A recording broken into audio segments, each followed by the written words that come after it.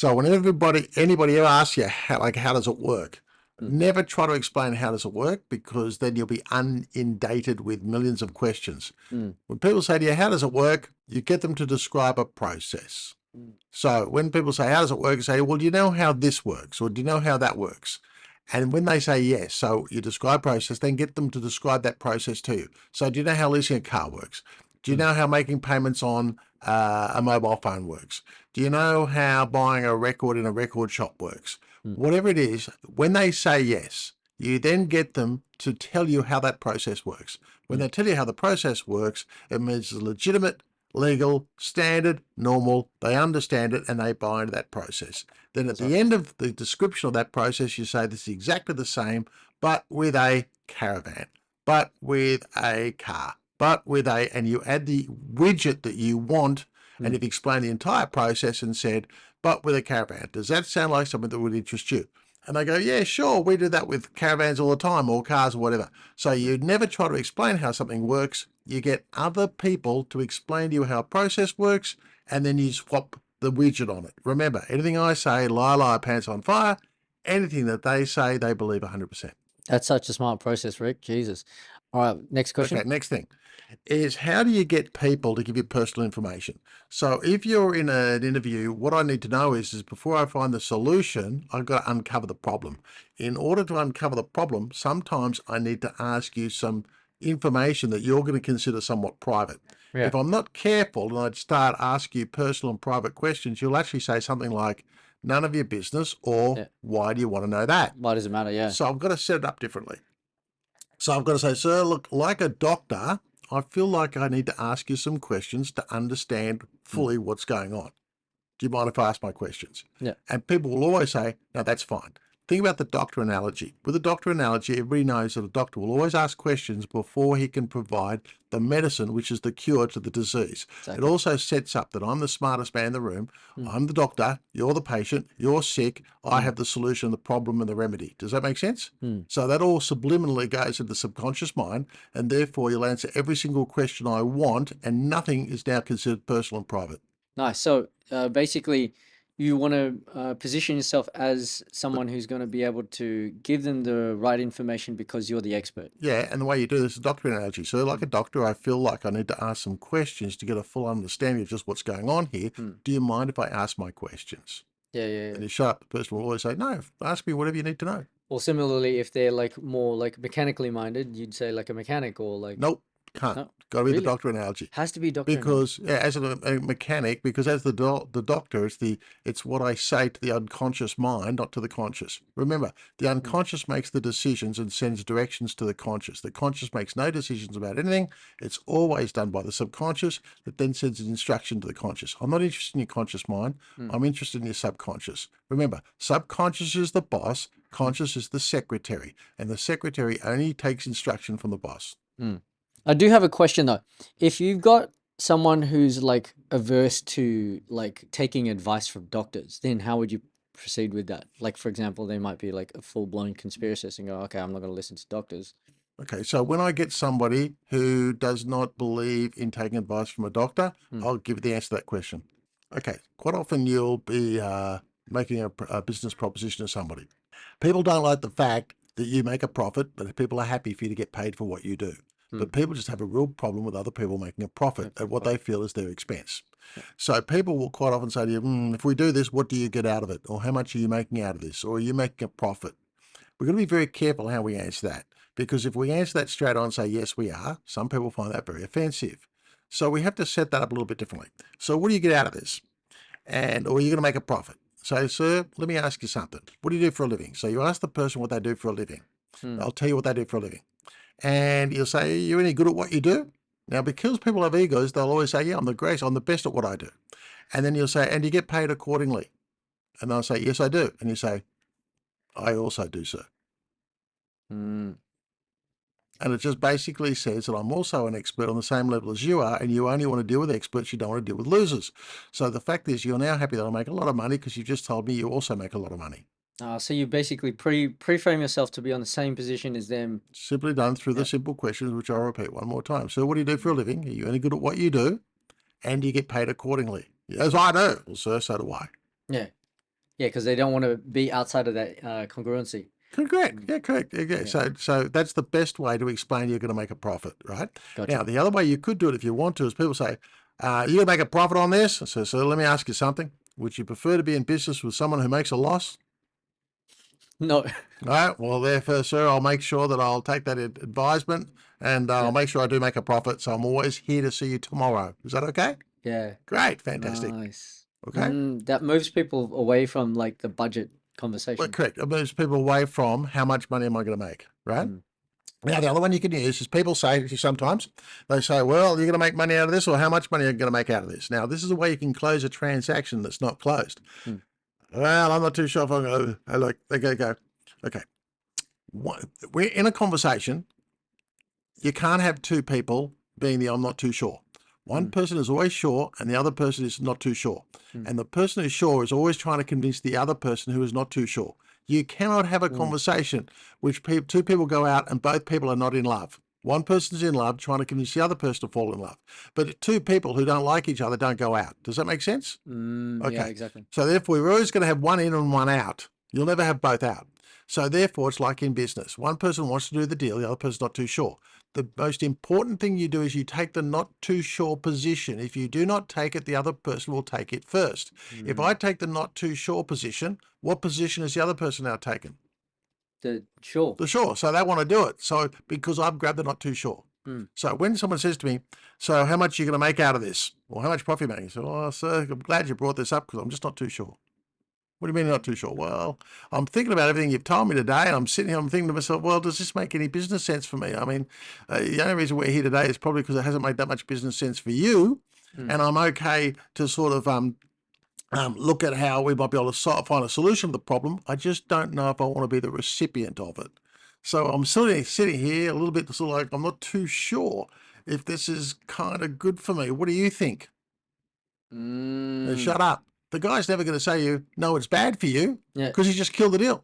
So now he's going to talk himself into this transaction as to why he should do it, convince you should, say, okay, so based on what you've told me today, I guess we've got no choice, but we're just forced to do this transaction, put it together, and I guess you've got the piece of paper and the pen. You're basically flipping it so that he sells you on doing the job and paying you for whatever it is. Correct. Now, let me ask you, when he does that, did I sell him anything, or did he convince me to do the transaction that he wanted to do? He sold you to do the transaction.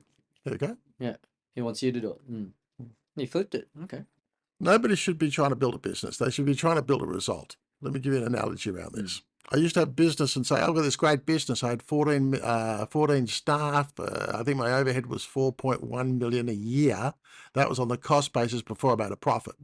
So I had this business, but I wasn't really getting the result, because to get the result, I had to go through 4.1 worth of holding costs before I made a profit. So it had to be restructured. It had to be redesigned to say, I don't want to build a business. I want to build a result. So therefore, once you think this way, you ask yourself, you're doing this in order to do what? So what I was able to do was reduce my overheads from 4.1 million down to 750,000. And I stripped $3 million worth of cost out of the business, but the profits only dropped 15%. Why? Because I started looking at the result and not the business. Let me give you an example. Many years ago, I was in Dallas, Texas, and I went to a bar, and the guy had all these chairs up against the bar. Quite often in America, they'll always put chairs up against the bar for people to sit on. And I said, why do you have the bar? He said, to make money. Okay, so really this bar is here to make money, not to serve drinks and entertain people. No, it's here to make money.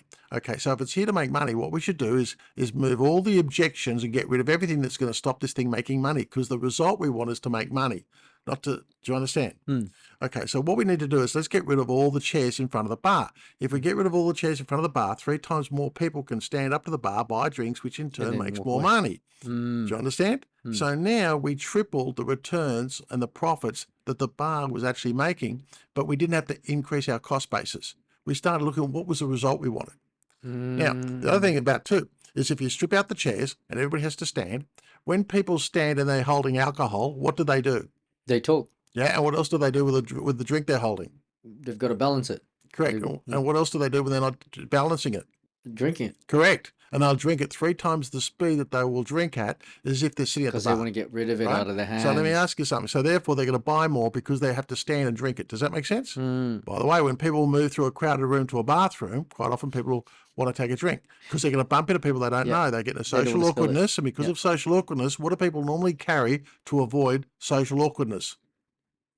something in their hands. Yeah, correct. Which is normally what?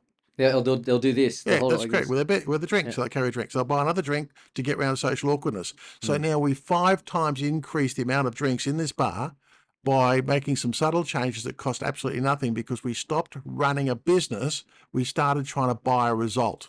So you're taking full-blown human psychology within the Yes. business, and then okay. So people always keep thinking, let's build a business. Forget the business, build a result. The Mm. guy didn't want to own a bar.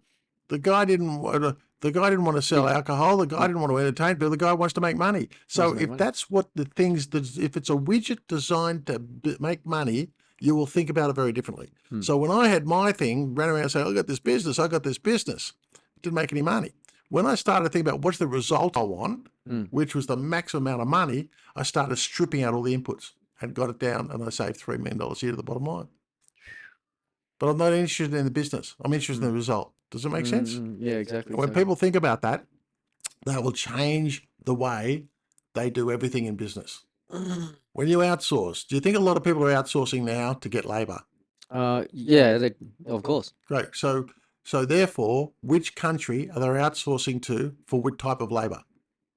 Remote workers, Yeah. Philippines. Okay, great. So if you want to get a creative person, would you get that from the Philippines? Yeah. Correct. You're wrong.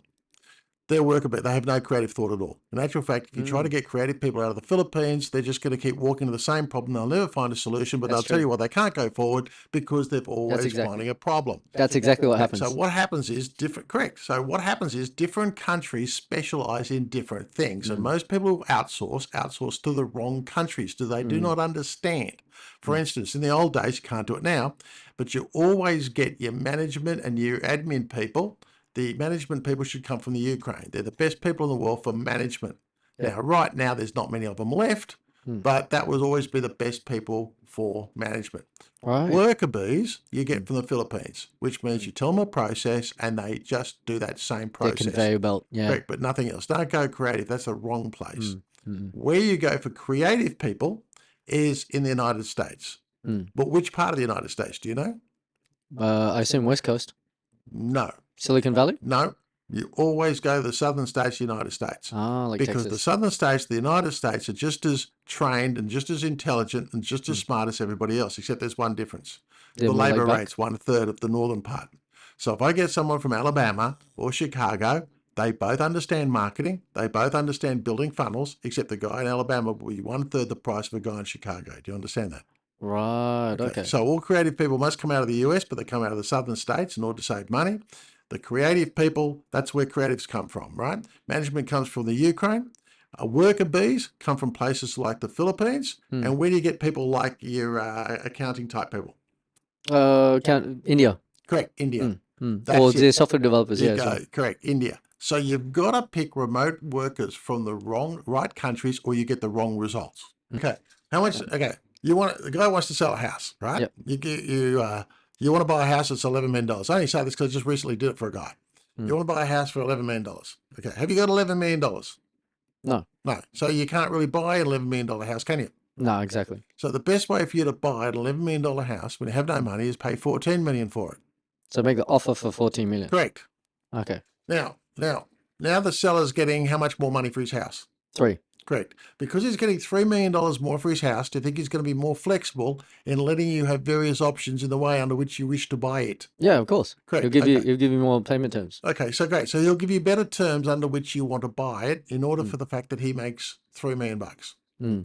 So now that you've now got this house and you've paid $14 million for the $11 million house, one day that house is going to go up in value. Now the house is worth $20 million. Ah, okay. And you sell it. And you Made pay 7. him his $14 million. Oh, made 6. Yeah. How much money did you make? 6. $6 million.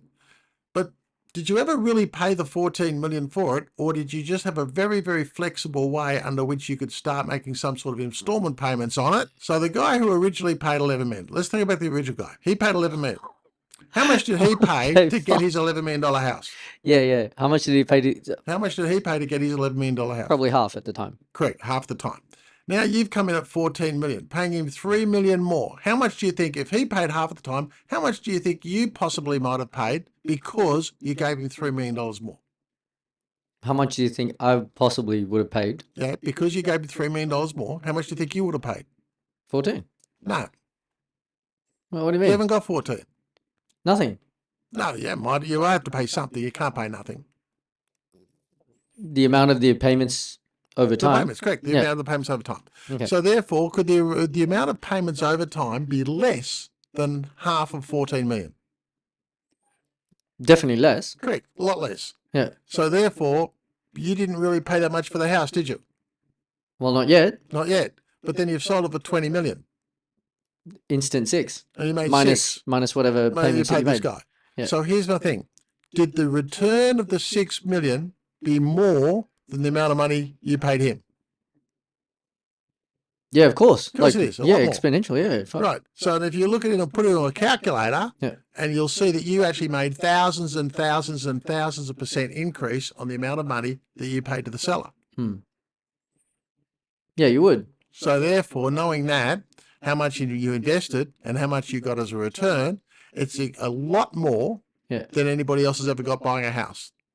Yeah, exactly. So based on that, you should always be paying $14 million for an $11 million house.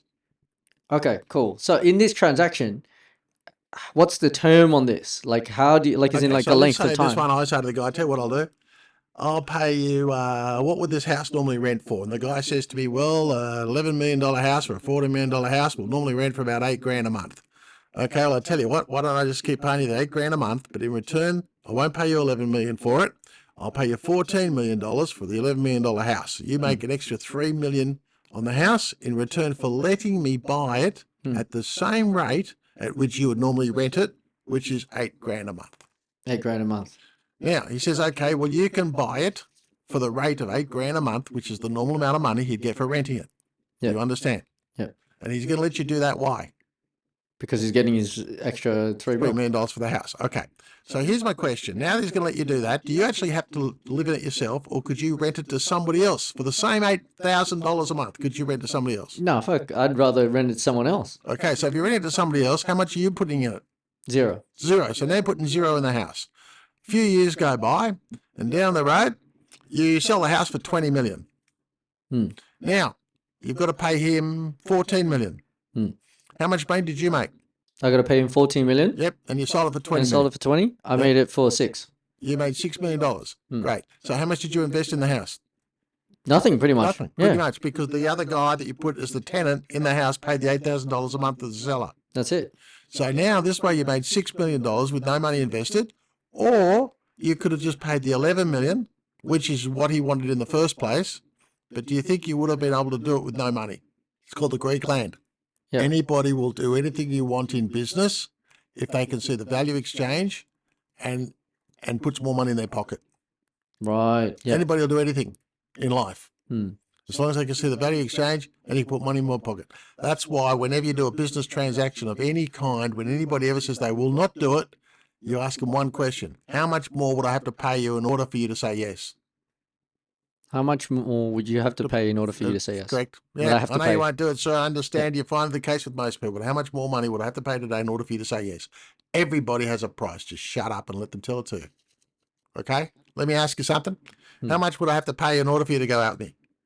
Oh, I won't go out with you. I just don't. Okay, if I gave you $100,000 cash today, would you go out with me? Of course I would. Fuck enough. So Yeah. somewhat, what you're saying is somewhere between 0 and 100,000 is the value exchange by which you're prepared to go out with me tonight. Everyone has a number. Yes, great. Okay, so we're just going to work out somewhere between 0 and 100,000 what that needs to look like. Great. Everybody will do everything you want in life for the value exchange. For the Do you value. understand? Yeah. You yeah. don't have to pay it. You just need to know what it is.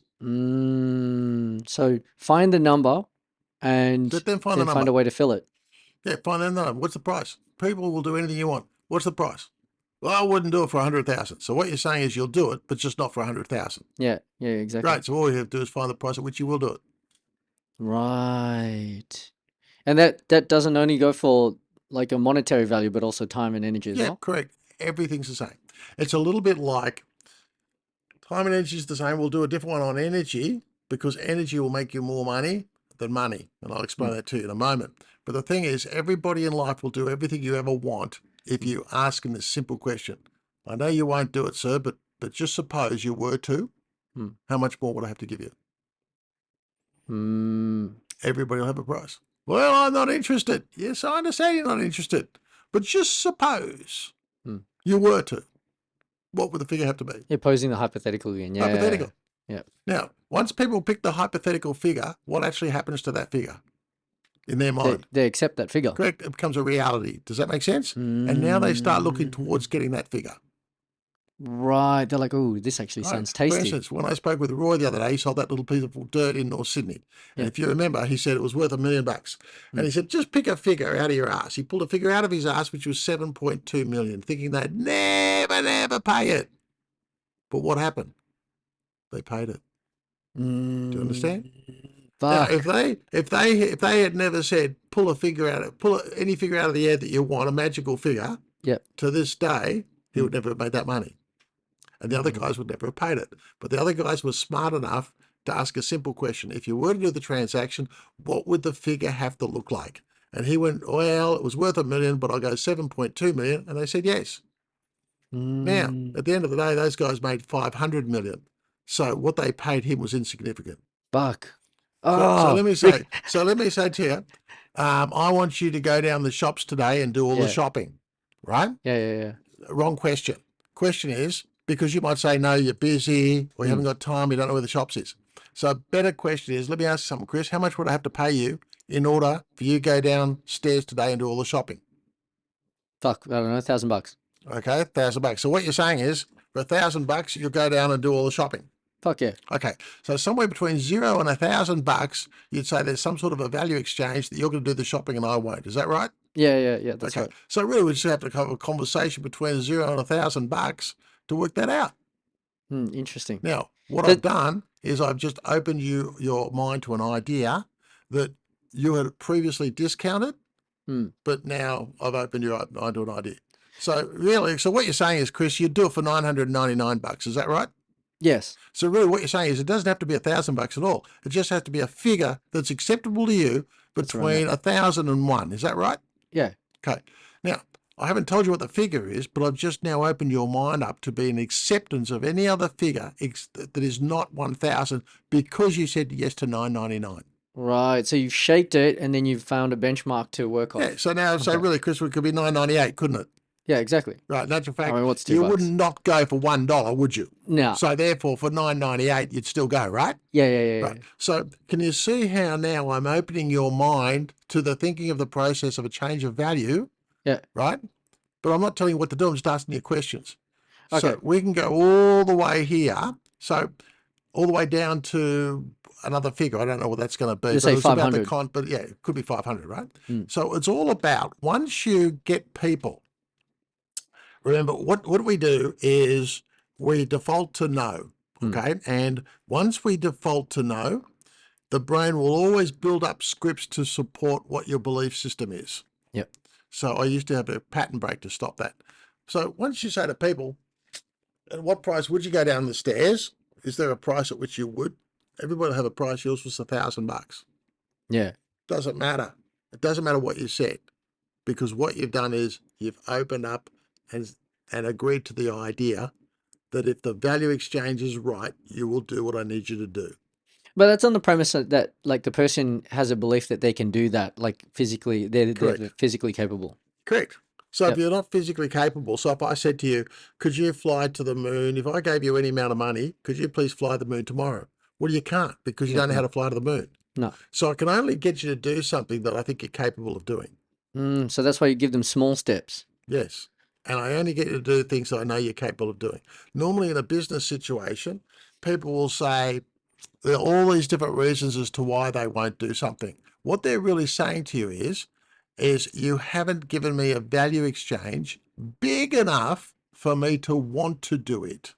So when people give you all the reasons why they won't do something, it's normally because you haven't given them a value exchange big enough for them to want to do it. Classic example. Can you do this for me, Chris? I'm too busy. Chris, would you do it for $500,000? Of course I will. Yeah. So what you said to me, you're too busy. What you really said to me was, you haven't given me a value exchange by which I should make you a priority. Do you Yeah. understand? Yeah, exactly. Okay. Everybody has 24 hours in a day. Some guy says he hasn't got time. The other guy found time.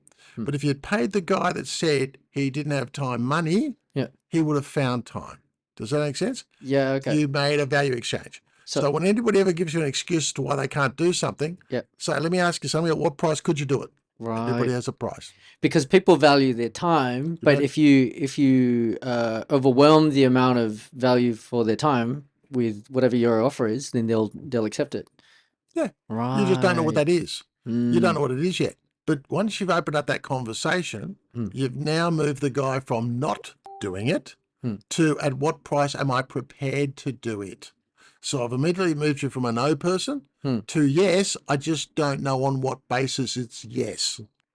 Yeah, okay. So okay. what I've done is Gotcha. I've taken the lid off the can. I've opened up the can, but I haven't totally taken the lid off it yet. But I haven't poured out the ingredients. So I've taken the lid off the can to say, yep, we're in this game together. I've taken the lid off the can. I just haven't poured the ingredients into the bowl. Into the bowl. Yeah, okay. And when I get the amount of money by which you're prepared to do it, that pours the ingredients into the bowl. Right. So it's basically dangling the carrot, and then they go and take the carrot. Yeah.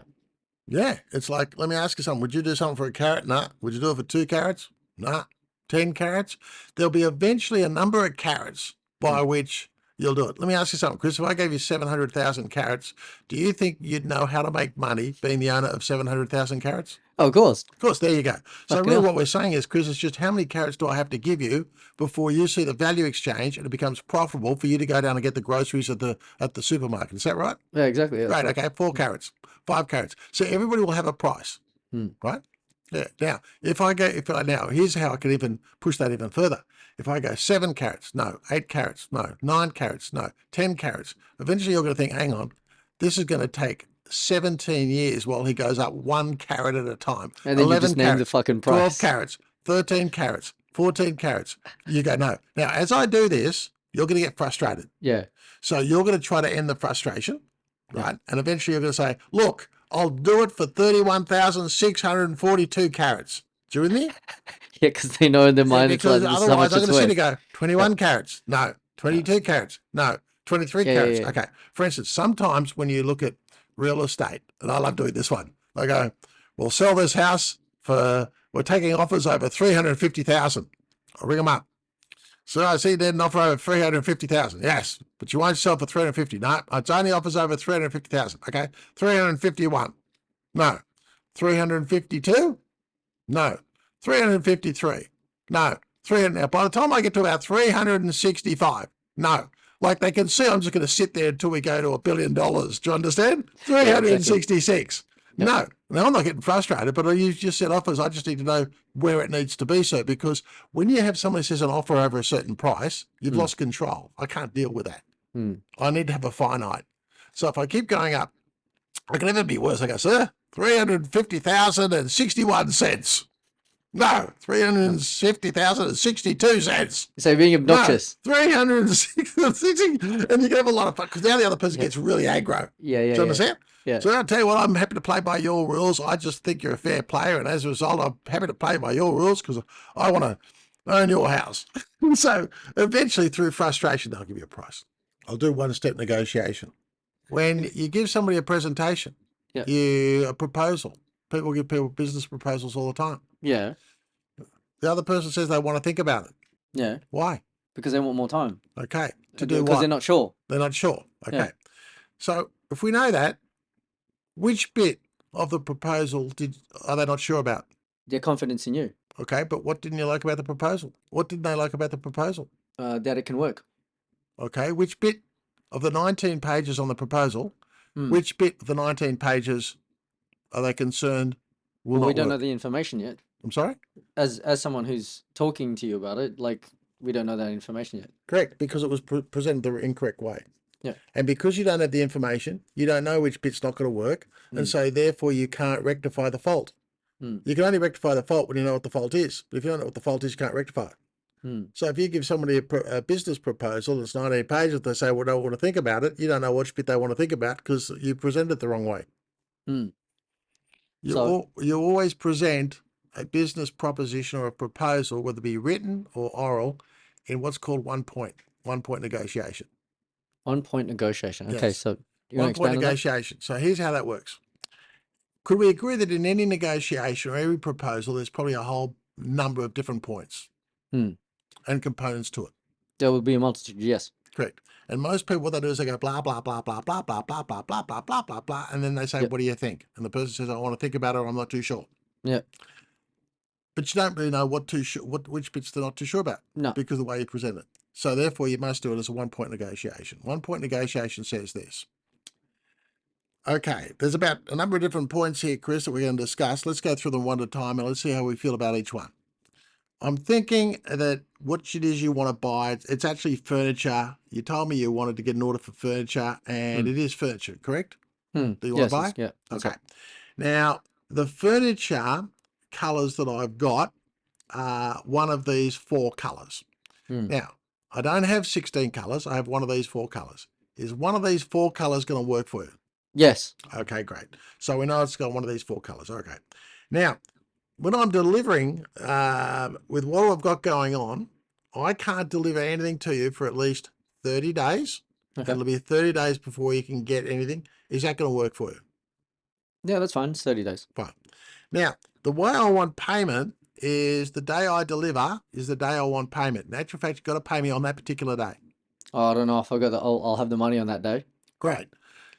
Now, if we look at my proposal, which is the bit you now want to think about? The one where you Correct. give When the you're going to pay me, objection. right? Okay. Yep. So what happens is I know that you're going to accept the furniture.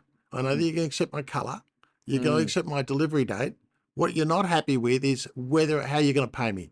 So the whole conversation now that destroys this proposal or brings it together is the solution to 1 point, which is how you're going to pay me. So, Chris, what you're saying to me is we're happy with the colours, we're happy with the furniture, we're happy with the delivery date. It's the question around payment that we need to discuss more. Is that right? Yeah, exactly. And so all we have to do is find a solution that works for you and works for us, and everything else is ready to go. Would that be correct? Oh, this is fucking brilliant. Yes, that's correct. Okay. So knowing that you may not be able to pay me the day that we actually deliver, what other thoughts come to your mind as to how you think you might be able to pay us for the furniture? Or In a if I can perfect have, world, what would you like to do? yeah, give me an extension for X amount of days. Okay, and I'll great. pay So this you month. like an extension of X amount of days, which is possible. Let me ask you something. If we had to put a figure around those extra days, how many extra days are you thinking? Oh, let's say 90 days. 90 days. Yep. So you'd like an extension of an extra 90 days. Okay. If we could give you an extension of the extra 90 days, could you see that from our point of view, we're lacking funds for 90 days? Yeah, exactly. Yep, that's Okay. right. So we may have to borrow money from somewhere else in order to keep running our company because you haven't paid us. Could that be a fair analogy? Yeah, that's right. Okay. So therefore, we're going to incur some costs, but we're happy to give you that 90 days, but we're going to incur some costs. Let me ask you something. Would it be fair that the costs that we incur by giving you the 90 days, would you be okay to look after those costs for us as well? Oh, yes, please. That would be great. So therefore, if it was $100,000 you're going to pay us in 90 days, if we made it $106,000 in 90 days, because we were going to incur $6,000 worth of expenses to run our company, you're okay to look after that for us? Sure, why not? Okay. So easier than really me what going we're and applying saying for a is loan. 90 days will be $106,000. We've got the furniture, we're ready with the 4 colours, we're ready with the delivery date, ready with all that, and we're okay in order to give it to you the way under which you want to buy it. How does that make you feel? Sounds great. When do we Fantastic. start? That's what I thought. I think you've got the pen and paper in front of you, haven't you? Now, as soon as I drop the pen on the piece of paper, what do you think that's just told your subconscious brain? Let's sign it. There you go. There you go. We're Did I ready to tell you go. to sign it? Yeah. No, I won't tell you to sign it because I know from the time you were born, you have what's called the inner cynic that says don't talk to strangers and don't sign anything. And if I tell you to sign it, the inner cynic's going to pop up from the time you were 7, and your mum used to say you don't sign anything, you won't sign it. But if I drop the pen on the piece of paper, you will. Right. Now, by the way, did I find out the way I did that, the reason why or your concern about this proposal? Yeah. Correct. But if I just handed you the whole thing, said, here's the whole thing, blah, blah, blah, blah, blah, there'd be a bit there that you're going, oh, shit, I don't know if we can afford to pay that money on that day. And you go, you know what? Look, thanks for this proposal. Looks good. Looks fantastic. I'm going to discuss it with everybody. I'll get back to you. Do you understand? That's right. And I'd say, Well, which bit don't you like? Oh no, I love the whole thing. It's fantastic. It's all very interesting. Oh my goodness. I know where I can apply this now. This is brilliant. Yep. Always should be one-step negotiation in everything you want to do. So, for instance, let's say, even in domestic matter, right? Okay, you want to go out for dinner, right? So you might say to your partner, "Hey, listen, let's go out for Mexican tonight, and we'll go down to blah blah blah to have it." Yeah. And your wife goes, "Oh, look, I'm not in the mood." Hmm. She's not in the mood for Mexican. She's not in the mood for going out, or is she not in the mood in going to that particular suburb?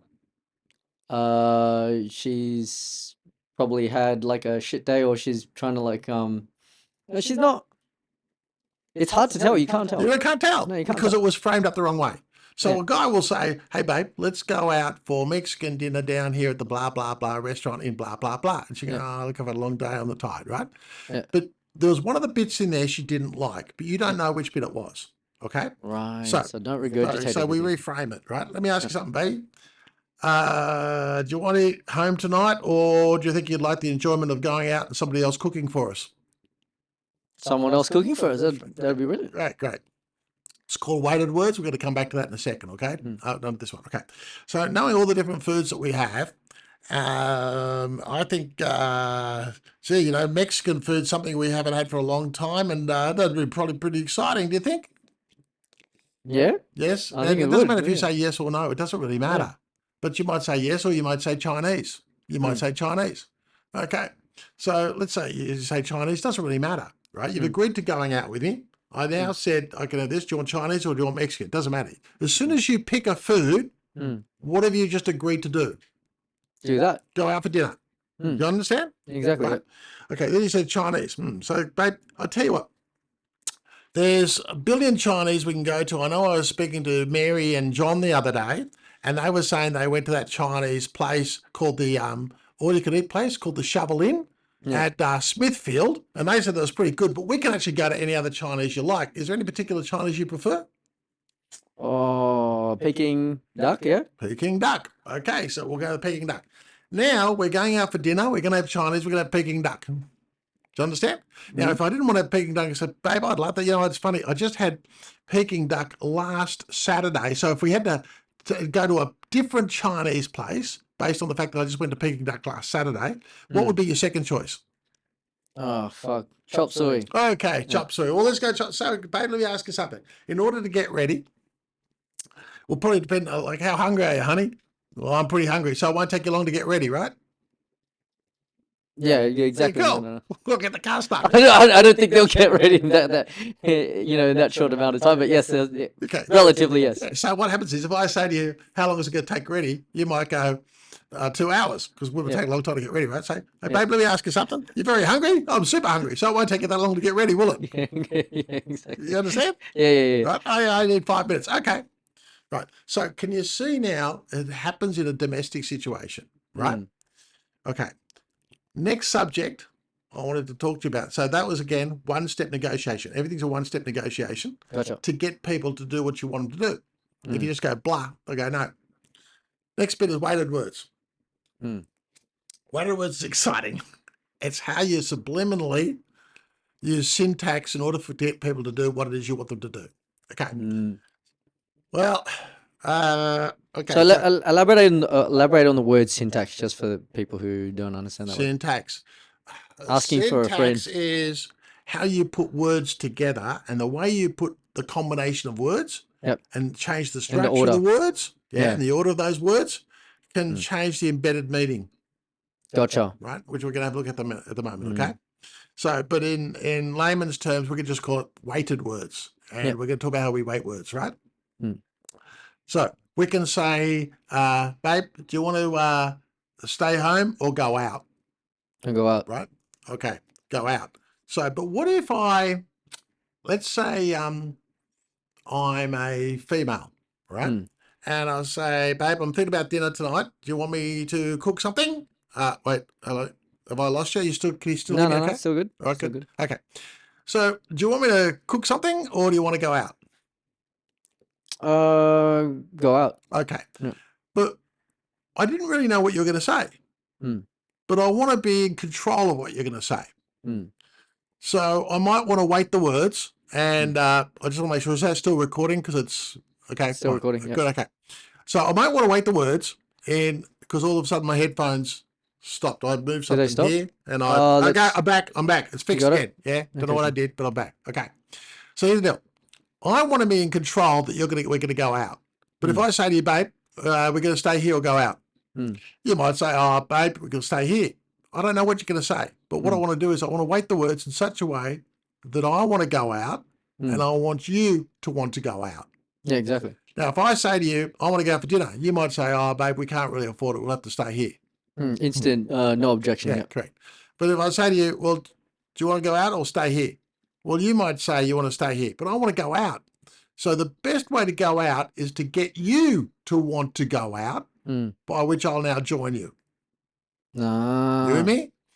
And if you want to go out, babe, well, being your wife, heck, I just have to join you, right? I can't stay here by myself. Okay. So how do I get you to want to go out? So if I just say to you, we stay here or go out, I don't know what you're going to say. You might say stay here or go out. So here, babe, we've got dinner tonight. There's two ways we can do it. I can defrost something, or we can go out and have somebody else cook it for us. Oh, let's go out. Right. Yeah. So why did you want to go out? Because the time of defrosting. Correct. Yeah. So what I've Even done though it is- might be less. Correct. And than by the way, driving. can I promise you something? There's nothing in the freezer anyway. So she's gone. But do you want to defrost something, or do you want to go out? Now, as soon can't be as we fucked, drop that to your subconscious, how long do you think it normally takes to defrost something? A couple of hours. Oh, fuck, yeah, a couple hours. Okay, so Depending on what it therefore is. you're hungry, you can Steak. eat the crutch out of a low-flying duck, okay? So the thing is, as soon as I've just subliminally said, so babe, do you want me to defrost something, or do you want to have somebody else cook? We'll go out and have somebody else cook for us, right? Yeah. But honey, it's your choice. I'll go either way. Yeah. The guy will say, let's go out, right? Yeah. So now there's two ways. Where are we going to go? Well, maybe we can go to the two choices. Up to you. I don't care. We can go to the all-you-can-eat Chinese, or we can go up, walk up the hill to the Italian. Oh. Walk up the hill to the Italian. Okay. So we're going to walk up the hill to the Italian. Have you been? And I don't know if the Italian I'm thinking up is at the 3 kilometer hill. You're okay with that? No, fuck no. Yeah, no, fuck walking up that place. Okay. So, Yeah. all right. 'Cause if we're not taking the car, then yeah. No, we're going to walk. Okay, definitely no. So we'll either go there, all you can eat, the shovel in. Or we can eat, just make it easy. Yep. Okay, good. So if I get you to pick, I could have said we could go to the Italian, or we go to the Chinese. But but if I want to control what you're going to do, I want to weight the words. So understanding the logistics of like what you're gonna do, and pre-frame it with like those presupposition words such as up the hill. Well, look, yeah, correct. Up the hill. Knowing right. that you're gonna walk. Yeah. Go you walk. What, up the hill? Or you want to go all you can eat Chinese? Yeah. People will always go all you can eat Chinese. No one wants to go up the hill. For instance, okay, there's two ways we can invest. I know you want to invest money right now. So there's two things we can do. We can either stick it in the, we can put your money in the, or we can either put your money right now. We can either move it into the stock market or do what the smart people do and stick it in property. Which way do you want to invest your money? Smart people do. Correct. All I've done is done what the smart people do. So you'll go, I'll stick it in the property. Now what happens is you actually don't hear at a conscious level the word smart. So I'll say, look, we can go in the shares, or we can go into like the property, like the smart people. Which way do you want to go? You'll go the property. Quite often people won't hear the word the smart. Do you understand? It's subliminal. So they'll just hit property. Why did you pick property? Because it just felt like the way to go. Yeah. You understand? With weighted words, you add words to things, and usually the people don't hear the words you actually add. So it always appears like it's a choice. Like, for instance, it might be, you know what? Chris, you know, there's two shirts. I find both of your shirts. You've got that red shirt or the sexy blue one, but you pick whichever shirt you want. I want the sexy blue one. There we go. Yeah, because So that's we the one go, that sticks out in my mind. I'm like, yeah, okay. Yeah. Women might even do this. Babe, I'm not going to influence you. You wear whatever you want. You've got a whole stack of shirts there. You've got the red one. You've got that blue one. You know, the blue one all the girlfriends like. But you pick any one you want. The guy will come out and go, babe, don't tell me what to do, but I'm going to wear the blue one. Right? So weighted words basically says we add words to choice situations where the person doesn't actually hear the words you've added. Gotcha. Does that make sense? Gotcha. So there's two bases. We go. There's a couple of doctors we can go to. There's Doctor on Smith Street, or there's the 1 minute surgery. Which one? I'll go to either doctors. Oh, I guess that's a little bit of a tough one because the 1 minute surgery is like, oh, do you know if it's like, is there credibility there? Okay, well, it could be 1 minute doctor. Okay, 1 minute. Okay, so 1 minute surgery. Yeah, could be credibility. And then if the so if you pick the one I don't like, okay, let's say you pick the other doctor. Okay, I say, let me ask you something. And we're okay with waiting in the queue and stuff like that, aren't we? No. We're not. Okay, all right. Well, if we're not okay with waiting for the queue, what other options do we have? Okay, so you basically what you're doing, you're bombarding like all the possible negatives so that they Well, I'll want to keep change this the going influence. until you go where I want you to go. Right? Mm, So if you've ever picked the wrong one, right, I will always bring up some ideas like okay, the way a guy. Let me give you another analogy about this. I'll be a bit more subtle. You want to go, you're married, you've got a hot girl, and you want to go and see the action movie on Saturday night, and Saturday night's date night where you always go out to the movies together, right? yeah, Okay, you want to see the hot action movie. What sort of movie do you think women like to see? fucking drama. Yep. So, okay, so babe, I've got some really good news for you. So you want to see the hot action movie, right? But if you say to her Yeah. you want to go and see the hot action movie, what do you think she might say? She has to say yes. Usually she'll want to say yes because she has like it's if she's a submissive girlfriend then she would, but if she rejects it then she'd want to go the other way. So if she's a Western girlfriend, which one do you think she'll want to pick? Oh, opposite to whatever you want. Correct. So she'll go for the drama. So she wants to go to the drama. So rather than having you either fight about going to the action movie, what you do is you go, okay, babe, let's go to the drama. Now, she's now getting ready for a Saturday night date. What is the difference between the process of a man getting ready and a woman getting ready? 5 minutes to an hour. There we go. So she's now investing an hour and you're investing 5 minutes. Yeah. Therefore, if she invests an hour, she needs a return on the investment. Yeah. It's everything in life. People need a return on their investment. Mm. Now we get to we're going out there 7:30. We're going to get there 7:30 because there's hot dramas on the 7:30 and this movie's just been released. It came out last night. Yeah. Movie came out last night, babe. Fantastic. We're going to see it. Drama. You're going to absolutely love it. We're going to see it at 7:30. I'll get us there. She goes and gets ready for an hour. You get there at 7:30. When you get there at 7:30, what's the problem with getting into the drama? What do you mean? Well, you're going to get there at 7:30 to get there on the Saturday night to watch the drama movie that came out yesterday. There'll be a line. Correct. And it's a new movie. Correct. Yep. It'll be either full or the line will be 7 miles long. Yeah. Or it's sold out. Or it's sold out. Correct. And therefore, you have a choice. Well, babe, look, we can either do two things. We can either, there's no line at the action, but I know you probably just prefer to go home. But it's up to you. They don't want to say, no, we're already fucking dressed up. Correct. I'm already taking dressed an up. hour. I've invested an hour. What the fuck? Well, let's go and see the action. By the way, whose decision was to see the action? Hers. Hers decision. What did you actually want to see? The action. Yep. So what happened is you just created the environment by which she'll pick to see the action. You had nothing to do with it, but you actually did. Right, that's because perfect. what you did was you played on the subconscious, which knew that if she invested an hour, she had to get a result. So let's talk about this in business, right? The value to profit is in exerted energy. Most people don't understand this. So let's say I want to do a business proposition with you. I will not go to your office. If I go to your office, how much energy have you exerted so far? If you go to my office, if I go to your office, how much energy have you exerted? Nothing, because therefore, I'm not going you've invested no energy. Therefore, you don't need a return on the energy invested because you didn't invest any energy. Right. Do you understand? But now, what if I say to you, look, let's meet in a coffee shop or let's leave it meet in another location. The amount of energy that you exert to get to that location will have a lot to do with how much outcome you have to receive. So if you exert a lot of energy, you're going to go to a meeting and you're going to want to see a result and an outcome from that meeting to offset the amount of life energy you exerted. That's right. So let's say I'm saying, look, I tell you what, let's meet the coffee shop. Coffee shop is 21 Wilson Street, Smithfield. You say, okay, fine. Now you're going to get down there, you'll go to the wrong coffee shop, you can't find me, you'll get a parking ticket on your car, there's no parking, but I knew that when I set this up. I deliberately send you to a place where there's no parking. I deliberately probably organised it on a rainy day. I probably organised it and sent you to the wrong coffee shop deliberately, so you'll call me and go, oops, sorry, I'm in this coffee shop, you'll be half an hour late, you'll finally get there, you're pissed off, you're angry, it's taken you so fucking long to get to this damn coffee shop. What is it you now want as a result of all this energy it's taken you to get to this coffee shop? Oh, my coffee. And an outcome. And an outcome. Because you don't want to go all this way and go all the way back, investing all that life energy with no outcome.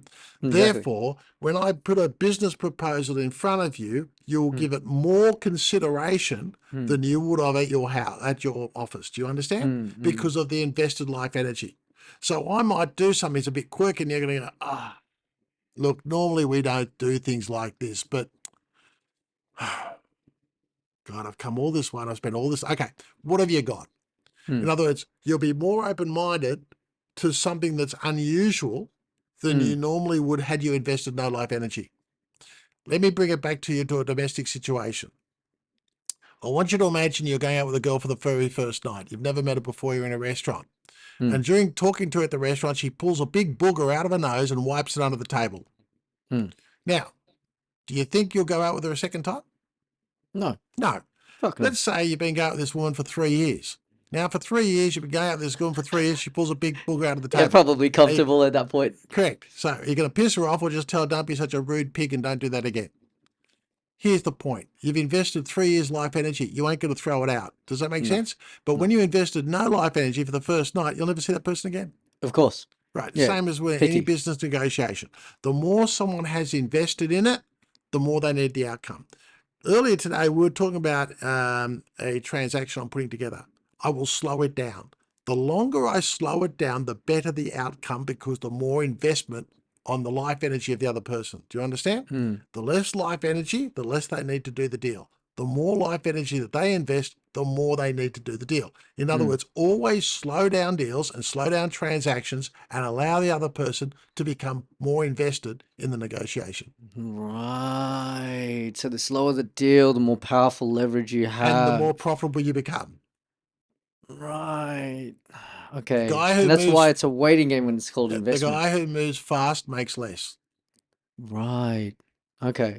And the more people invest, whether in your relationship or whether it's in business, the more they need to get an outcome for them internally to believe they got a return for the life and time invested.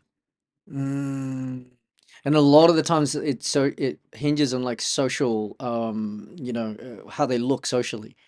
And also they will compromise things that they normally would not compromise to accommodate you. And they'll tell you how they normally wouldn't do this, but in this situation they will, which is a nice way of saying we've invested so much time, so much life energy into this transaction. We need an outcome, and therefore we're prepared to bend the rules.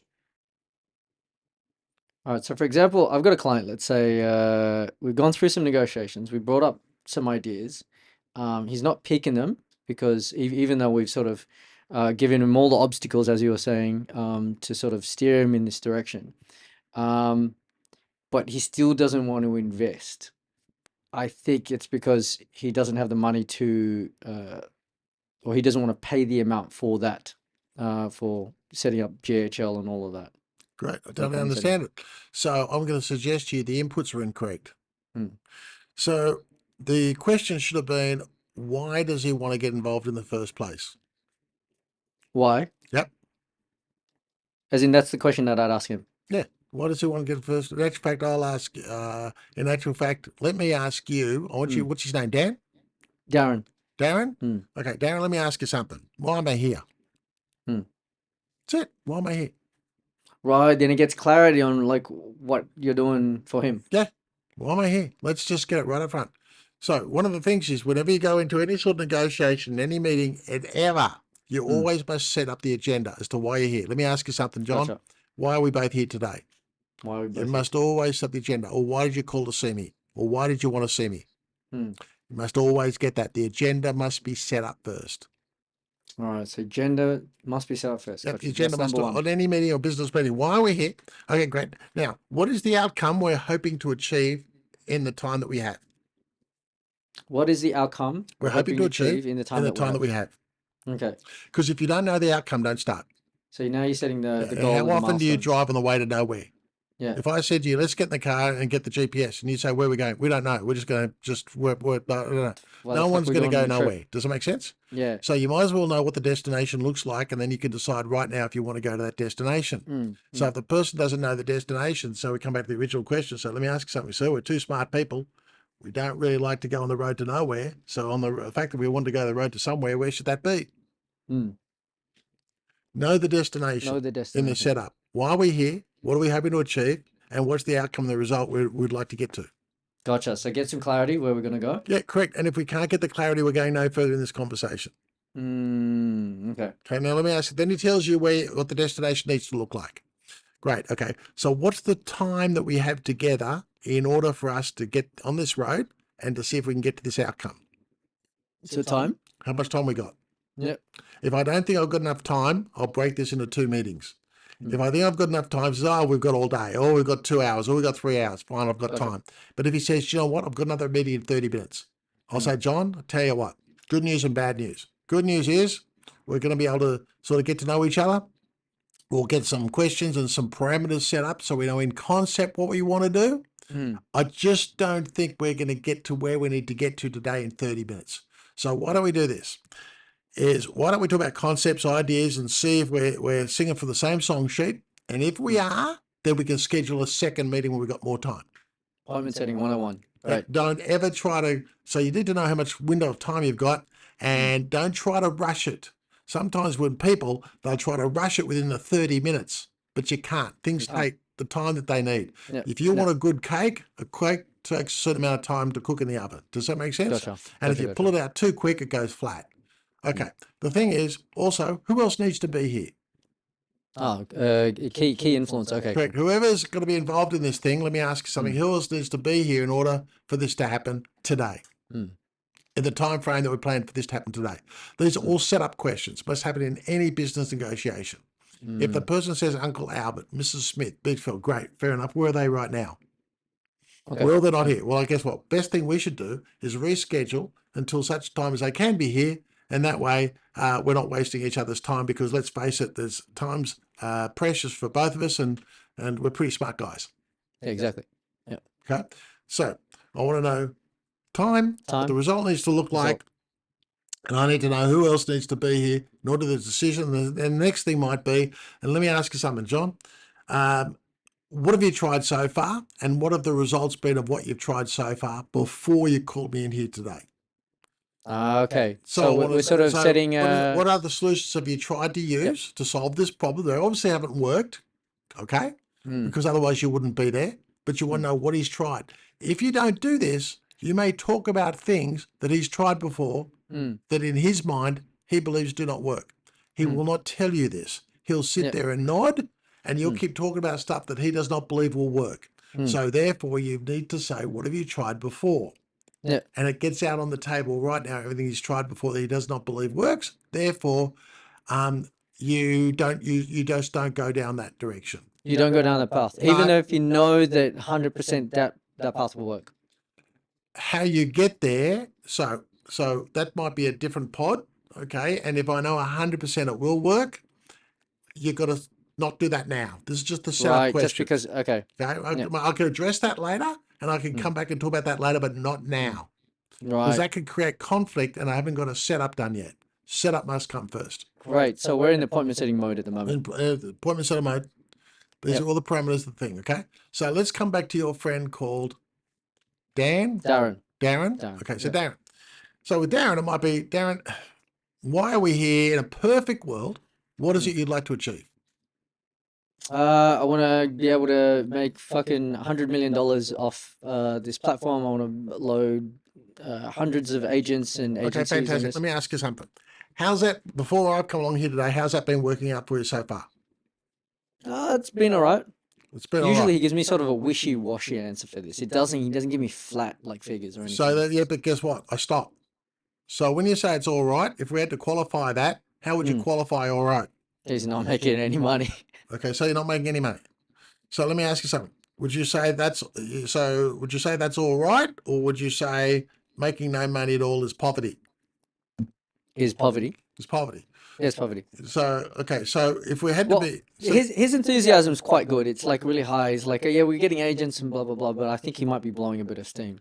yeah, so guess what? I understand this, and I think you're 100%, Chris. He is blowing steam. So guess what? You can't tell someone is wrong. You cannot exactly. say you are wrong, I am right. What you do is you cannot change people's belief systems. You can only get them to question their own belief systems. So what's happening is I'm going to give you, sorry, mate. Okay.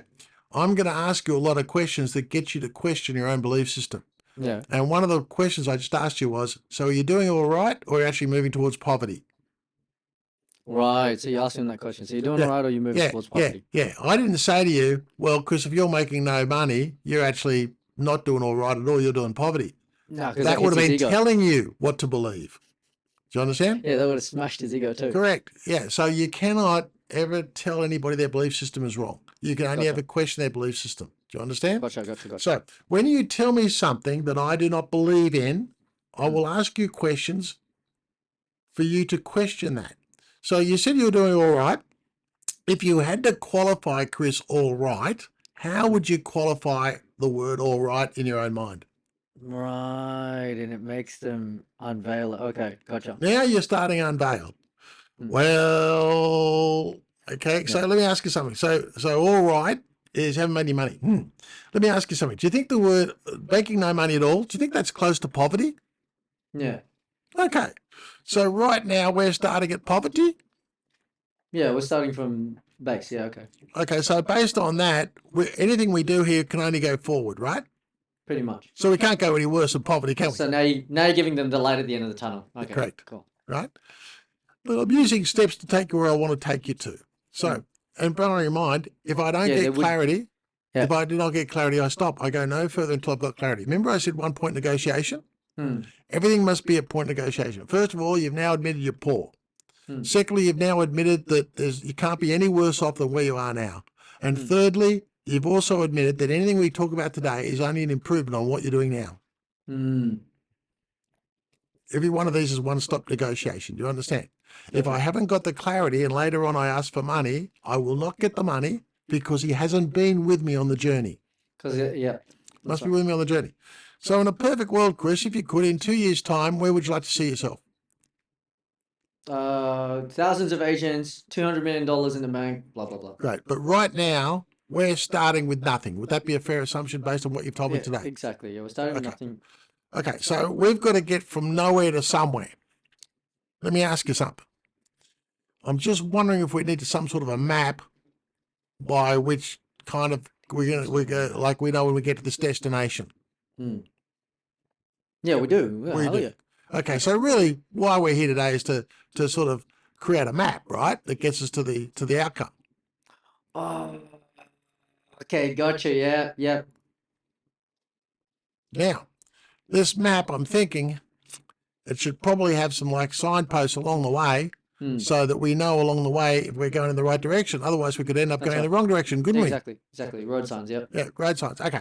So really, I think at the end of the day, what we need to get here is a map and we've got to get some signposts along the way. And then we know what the outcome looks like. We know what the destination looks like. And we know, we know where we're starting because we're starting here, right? Yeah, so which direction to take, Okay, so let me ask you, knowing that we want to do this, when we can do this, how much time we got? Let's say 45 minutes. Yeah, we should be okay. I think we should do this for 45 minutes. If you said to me 15 minutes, if I don't think I've got the time, I'd time out and we'll reschedule, right? Okay, so let's say we build this roadmap and we get to the destination you're looking for, right? Yeah. If we get to the destination that you're looking for and this roadmap does that, and you get, because you mentioned to me thousands of agents and all this sort of stuff, which is kind of what we want to get to. I think what we want to do, Chris, is right, define that a bit more. Okay. So how many agents do you think exactly you might want? Let's say 1,000. 1,000 agents. Okay. Now we've got 1,000 agents and that's there. What else did you say you wanted? I want $200 million in the bank. $200 million in the bank. Okay. You want 1,000 agents and $200 million in the bank. Okay. I don't think that's unrealistic. My question is this. You're going to have to invest some time, life, energy, and money in order to make $200 million in 2 years. Yeah. Is that going to present a problem? Yeah. Which problems are going to present? The time.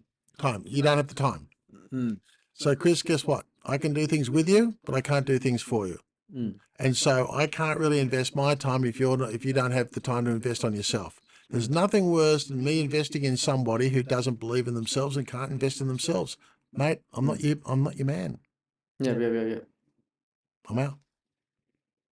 And that's where you just take the conversation. I'm out. I'm finished. Why? Why would I invest in getting you 200 million when you've just told me you haven't got the time to do it yourself?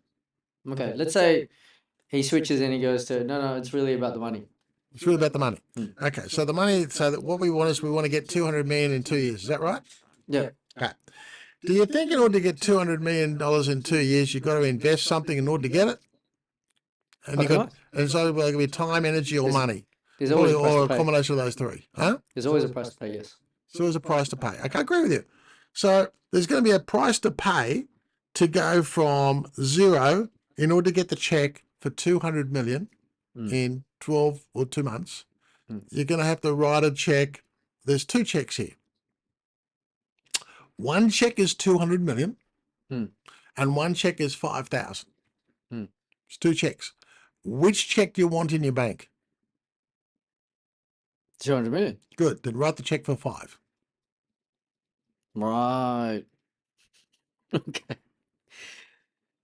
That's so simple. Now, And the then next where do you take the words- conversation from there? Because That's obviously, it. And I this is like shut up awkward and I say silence. absolutely nothing. Okay. Right. Chris you're going to say one of 2 things. What's it going to be?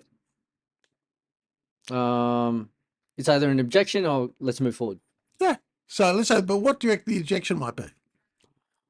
Well, if we did the one step, what do you call it? Negotiation. Then we'd already find that. But then Well, if we But, hadn't, but as soon as I've said to you, there's 2 checks, 200 thing or 5, right?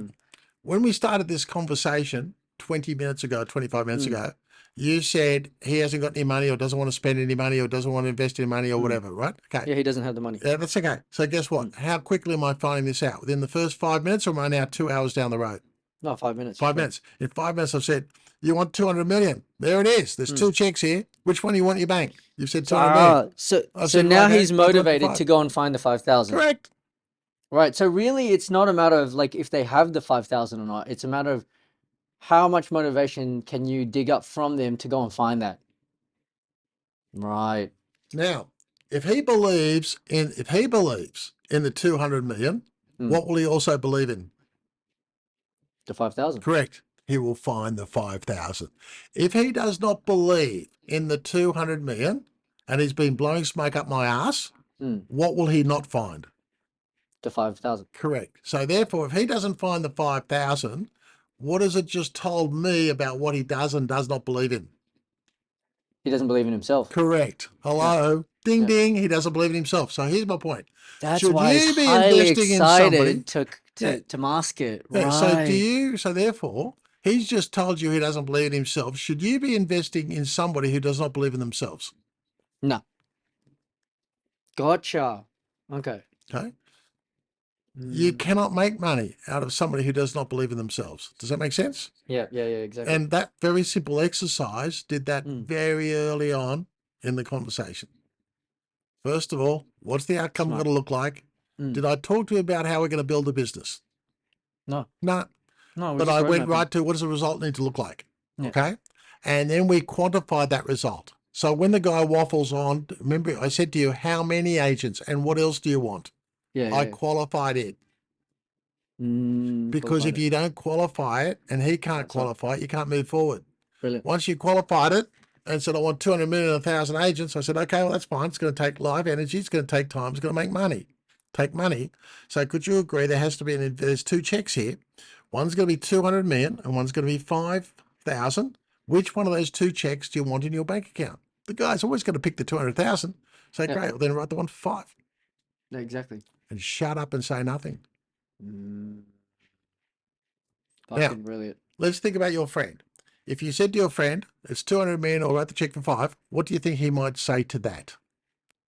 If he believes in himself, yes, I'll Correct. write the check. He'll find it, and he'll find the $5,000. Yeah, for sure. If he Yeah. doesn't believe in the exercise, doesn't believe in you, doesn't believe in himself, doesn't believe in anything, he'll What- say, What if he's believed so much in the product that he's found someone else to help bootstrap with him, as opposed to he's trying to do it more on the cheap and find someone to have a equity stake rather than do it like that's rather than fantastic. pay I the think that's amount. a fantastic idea. Let me ask you something. How's that been working out for you so far? For him, I don't know, but probably Okay, I'll ask it's you. all right. You're him. So that's a great idea, Chris. Let me ask you something. How's that been working out for you so far? Not good. Great. One of the best questions you can use in business when anybody ever tells you there are alternatives. Well, I could do this, I could do that, I could joint venture, I could do this. Blah, blah, blah. Always ask this one question. That sounds like a fantastic idea. How's that been working out for you so far? Then And you then can shut up. gauge. And then they'll always go, well, it hasn't. So based on that, do you want us to continue talking about things which up till now we find do not work? Or are you more open-minded to discussing things that do? Right. Okay, so it's segue. Now, by the way, think about the words I just used. Would you like to continue talking about things which up to now do not work, or are you more open-minded to discussing things that do? Now, do you see if I just weighted the words by putting in 2 words, open-minded? If you say no, what have you just told me about your mind? You're a closed-minded person. Closed-minded, Do you think anybody thinks themselves a closed-minded person? No. No. So therefore, I said, do we want to continue talking about things which up till now do not work, or are we more open-minded to discussing things that do? No, weighting the words to the end. Yeah, I weighted the words, but I forced you to take the way I want you to go. Yeah, exactly. Because if you say, no, let's discuss things that don't work, don't want to. They're never going to say that. They're never going to say that. They're never going to say that. They're never going to say that. So I subtly weighted those words by saying open-minded. Everybody likes to think they're open-minded. The opposite of that's closed-minded. No one's going to admit they're closed-minded. And so when they say to you, I'm going to joint venture, I want to get somebody who does this, I want to get somebody who does that, which is, I said, let me ask something. How's that been working for you up till now? Matter of fact, let's just do this. Chris, I want you to pretend you're him. What's his name again? Darren. Darren. Let me ask you something. I'm listening to what you're telling me. How's that been working out for you so far? Not good. Not good. So based on that, with the time that we have available today, should we be talking more about things that up till now are not good and don't work? Or are we more open-minded to start discussing things that do? I'm open-minded. Let's go. Okay. So now I've got you on board. So, okay. So here's the thing. Right. We want you. So basically what you told me so far, you're wanting this 200 million. Is that correct? Yes. Okay. And the time frame we want to get that in is, what's our time frame? 2 years. 2 years. And so what we've got to do is we've got to build a map, and we've got to put some signposts along the way on that map so that we know we're heading the right direction in order for you to get that 200 million within 2 years. Is that correct? 2 years, yeah. Okay. There's 2 checks here, Chris, Baron. One's for 200 million and one's for 5,000. Given the choice, which check would you like in your bank account? Both, if I could. 200 million, though. Great. So you prefer the 200 million in your bank account than the 5,000. Is that correct? Exactly. Great. Then write the check for the 5,000. Do you understand? Yeah. Okay. So can you see how so you can really take people anywhere you want them to go. Never talk to people about a strategy. If I talk to you about a strategy and you don't know about it, and I'm trying to tell you about a strategy, you're now trying to learn about something for which you have no understanding whatsoever. Therefore, if I'm teaching you about something for which you have no understanding whatsoever, how comfortable do you think you're feeling? Very uncomfortable. Correct. Now, if you're very uncomfortable, that means you're going to be anxious. And if you're anxious, you're not going to make decisions. No. So by me talking to you about a strategy by which you have no information, no understanding, by which you're now going to be uncomfortable, I'm going to make you anxious and feel anxiety, which also means all animals make no decisions and they get very quiet when they're anxious. So therefore, really, I'm hurting myself. By educating you on a strategy, I'm just forcing you to make no decision and do no business. Exactly. So really, maybe it's not the strategy you need to know. Maybe it's the result of the strategy you need to know. So really, you don't need to understand anything. You just need to get it to the degree to which you can profit. So when you ask me the strategy, I say, let me ask you something, Chris. Do you really want to know about the strategy that took me 7 years to learn, or would you just rather show you where the money know how to is? do it. Yeah. So, right? Or do you want to? So it's like you go to a doctor. Doctor went to university for 7 years, right? Do you want to learn 7 years No one of wants what to I know know all about that shit. medicine, or just what we need to do in order for you to be healthy tomorrow? I just want the outcome. Yeah, that's it. You understand? Yeah. Right. Everybody wants the outcome, but people don't understand this. And if people just understood that other people only want the outcome, they would change the language pattern and not talk about strategy. So somebody might say to me, what about this, blah, blah, blah, blah. And I say, let me ask you something. We can talk about blah, blah, blah, blah, although it took me 4 years to learn it. The question is, have we got 4 years today, or would you rather just give me get the result in your bank account tomorrow? No, I'm here just for the result, mate. Right, there we go. Everybody's there for the result. Yeah. Would Where's you the like money? do you want to know what I know, or do you want the result of what I know in your bank account? I want the result of What I know in the bank you know account. in my Yeah, bank account. that's exactly Thank right. you So very much. these are great frame ups. So people never want strategy. Where people start out when they're younger, and I used to do this myself, they don't understand. They try to start explaining strategy to people. Now, people who don't understand it, let's say I'm starting out in sales and marketing, and I'm trying to explain to you a strategy. When I can see you don't understand the strategy, Yeah. what do you think the person on the other side of the table continues to do? So I'm telling you a strategy, you don't understand it. Okay. What do most salespeople do when they've got a customer who doesn't understand the strategy? They try and find an exit quick and then just go on to the next customer. No. Normally, what they try to do is they try to educate the person more about the strategy. Oh, and tell them they more go about through the strategy, coaching. go Yeah, deeper into the strategy, coaching. and more about Coaching. the strategy in order for the person to eventually know so much about the strategy they'll make the decision. But all they actually do is just bury the It's a waste of person time. and create massive anxiety, and the person can't wait to get out of the room. So when you're just trying to give somebody a strategy, which is the worst thing you can ever do because no one will ever understand it, never make a decision to do it, and you realize you've done it, you've destroyed your sale. So now that you've destroyed your sale, and that's where you got the customers going, oh yeah, you're really smart, but they're really just trying to get them out of the call and yeah, correct. Yeah, let me think about it and get back to you. Mm. Yeah, but oh God, that's interesting. Let me get back to you. Yeah. Which is a nice way of saying I have no idea what you've just been talking about. Yeah, exactly. I don't have the time. No. Okay. So moving forward. Okay. So thing is, moving forward is if you've done that, and you've buried somebody in a strategy, which the worst thing you could ever do is, and you recognize the fact that, oh God, they're not going to buy from me because I've buried them in the strategy. You might as well give them every other strategy you possibly know. You've lost the sale, but you might as well rehearse every other strategy you have. That's So fucking no. That's because you got nothing to lose. So you go, well, I got 15 other strategies. It's a good way for you to learn them by rehearsing on this person who you've already killed. Mm. Give them all 23 of your strategies.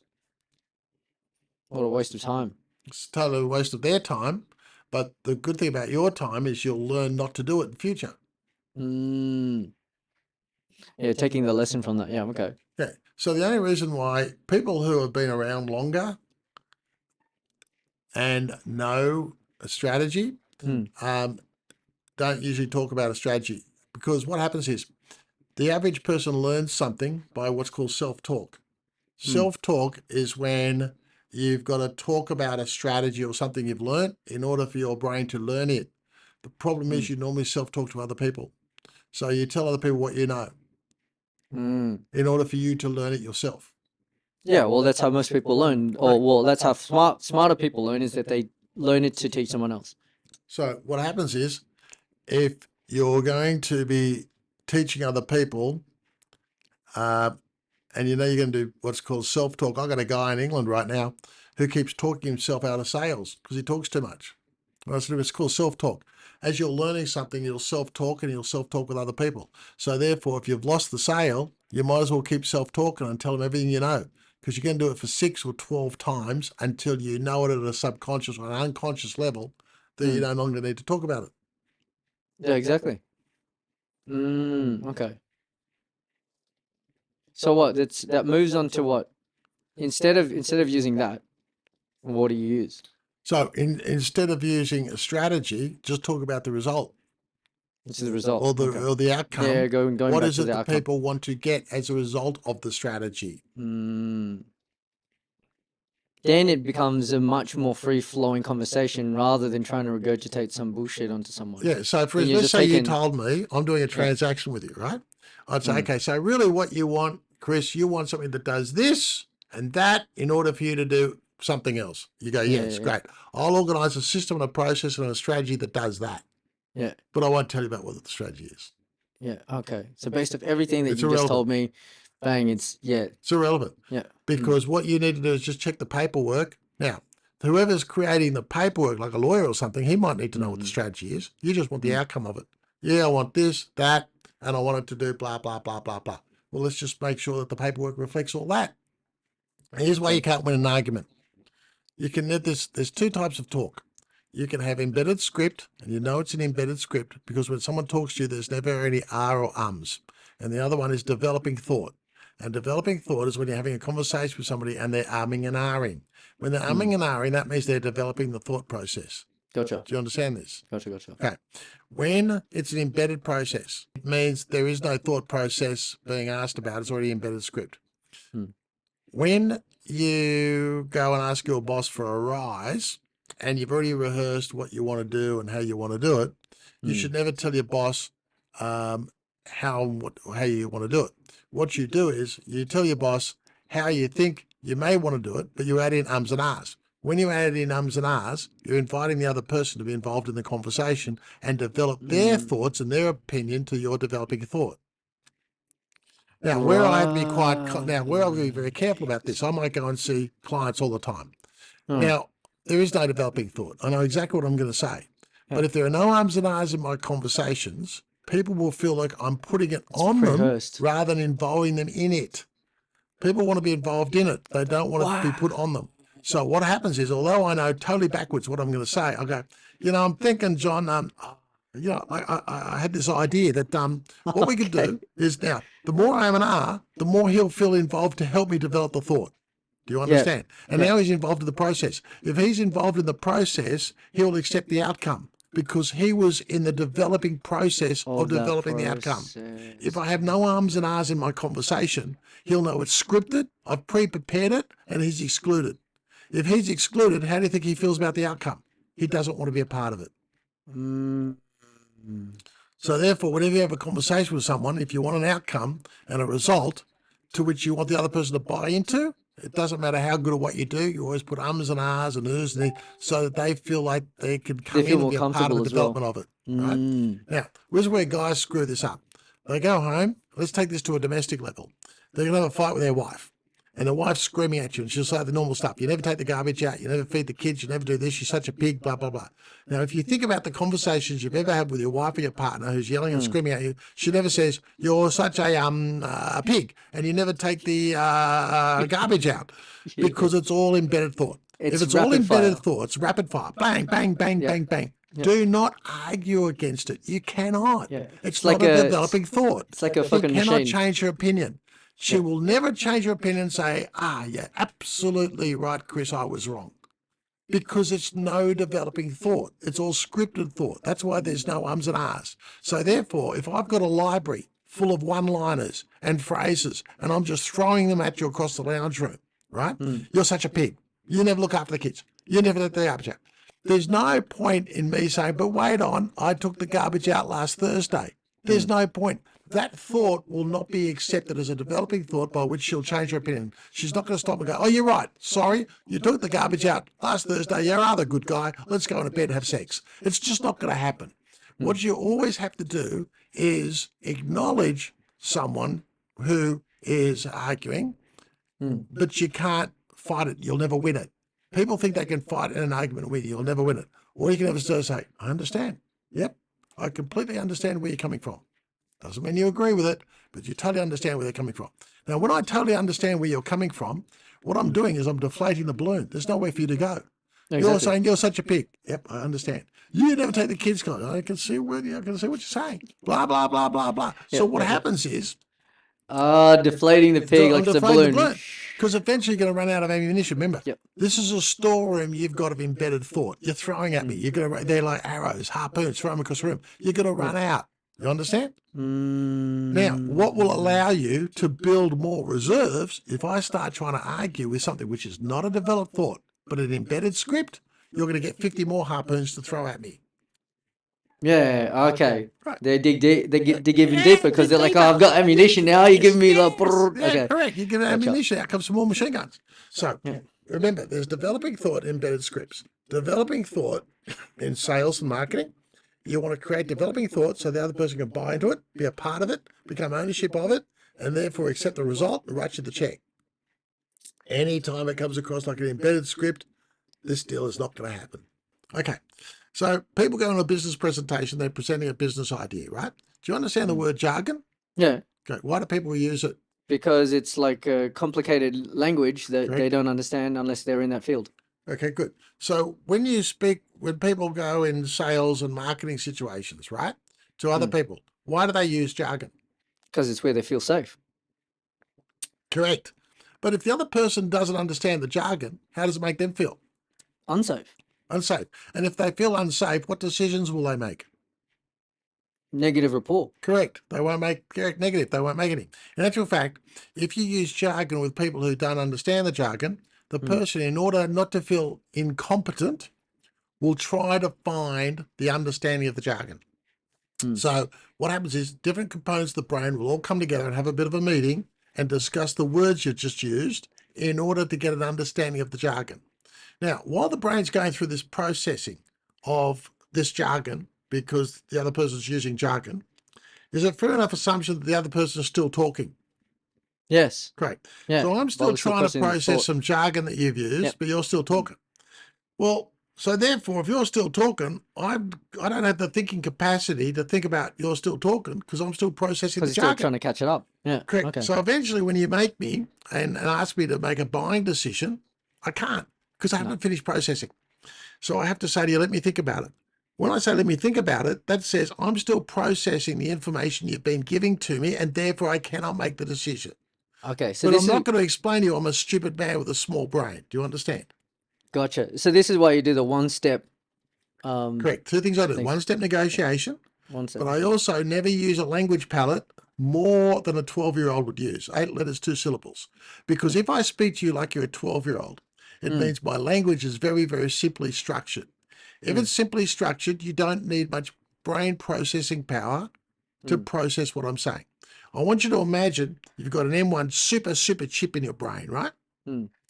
The super chip in the brain can process quicker and faster than a slower chip in the brain, like an old computer chip, right? Yeah. If I keep my language simple and simple structure with simple words, it means you can process very fast. You don't have to bring in components of the brain to have a little boardroom meeting, go up to the reference library and try to understand what I'm talking about. Exactly. Now, if you can process at the same time that I deliver information, therefore, by the time I've finished delivering, what have you now finished doing? Comprehending. Sorry? Listening. Yes. But what's your brain also finished doing?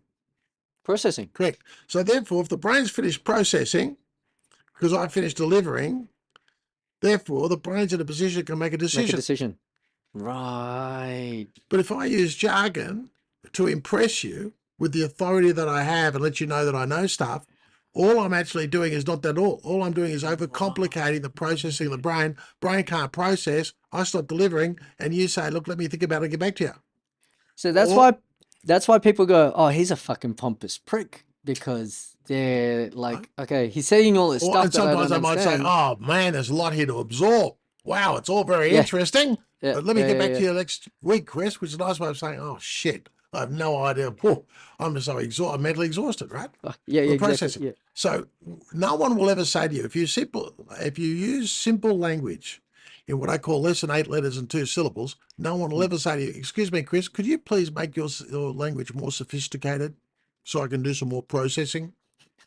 Right? Yeah, no one will ever say that. Always, no, they'll never say that. So I don't They'll care never if it's say a that. lawyer, an accountant, a judge, a policeman. Yeah. You talk to anybody like they're a 12-year-old, and you'll find that not only is the processing very simple, you will get a better outcome and the result that you're looking for, rather than me trying to impress you with my jargon. Yeah. And this, so it's like we can always talk about ask questions and always be asking questions, right? Yeah. And never be answering, always be asking. And right. if someone ever asks you a question, the best way to answer a question that someone asks you is to say, you know what, that's a really good question. Do you mind if I ask you why you asked me that question? Always be the person asking questions. But what are the questions? What are the structure of questions? Questions have a structure. Questions should be come in three types. What's called wide, big, open questions, direct or Wide, big choice open questions, Yep. and then closing questions. So it's like a Yep, funnel. correct. Yep. Absolutely like a funnel. Big, wide open questions, right? Direct or choice questions, and then closing questions. And here's why. I don't know how you think about anything. So I've got to have a big open question to find out how you think about something.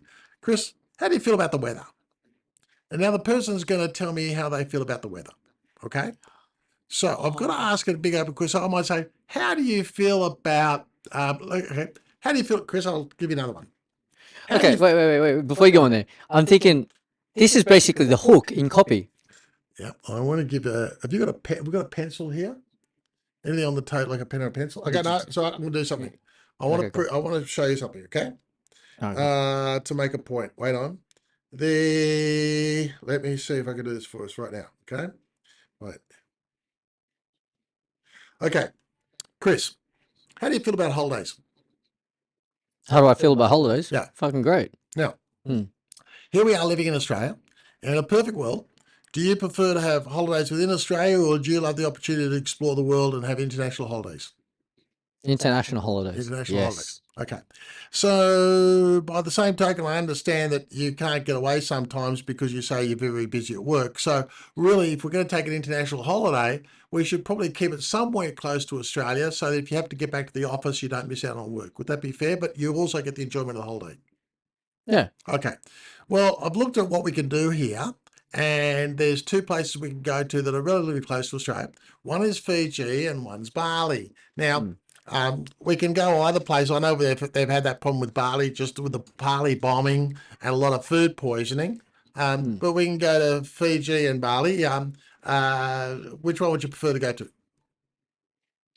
No, well, Fiji, now that you said all that other things, but Right. Right. So therefore, that conversation of the three types of questions, I just got you to go where I want you to go.